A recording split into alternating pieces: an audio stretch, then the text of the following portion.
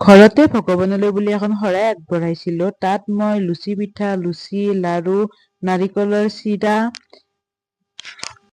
চুজিৰ বৰফি, পায়স আৰু কেঁচা ভোগ বিভিন্ন ধৰণৰ বস্তু বনাইছিলো। গতিকে আজি ইয়াৰ নাৰিকলৰ চিৰা আৰু পায়স বনোৱা ভিডিঅ'টো মই আপোনালোকৰ লগত শ্বেয়াৰ কৰিব বিচাৰিছো। নাৰিকলৰ চিৰাখিনিৰ বাবে প্ৰথমে মই এখন ৰুকাত নাৰিকলখিনি ভালকৈ ৰুকি লৈছো। বাকলিখিনি গুচাই, নাৰিকলৰ বাকলিখিনি মই গুচাই লৈছো আৰু একাপ পানী আৰু অলপ চেনি দি আমি ভালদৰে কেৰাহীত চেনিৰ চিৰাপটো বনাই লৈছো।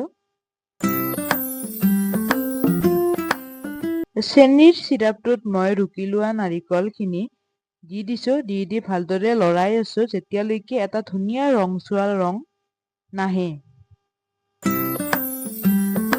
ৰংচোৱা ৰংটো আহিলে আমাৰ নাৰিকলৰ চিৰাখিনি ৰেডি হৈ যাব।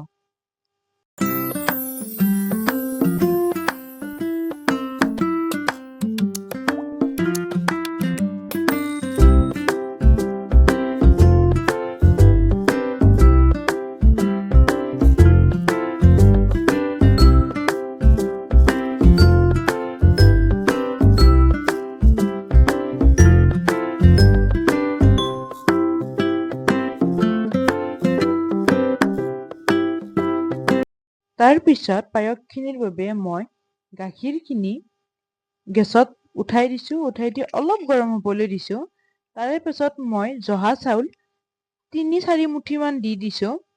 দি প্ৰথমে অকণমান সময় মই লৰাই আছো। লৰাই থাকি গেছটো মিডিয়াম ফ্লেমত মই এনে এৰি দিছো অলপ সময়। তাৰে পিছত যেতিয়া চাউলখিনি ভালদৰে দেখা পোৱা হ'ব, অৰ্থাৎ গাখীৰখিনি কমি যাব, তেতিয়া মই অকণমান লৰাই এইখিনি নমাই থৈ দিম।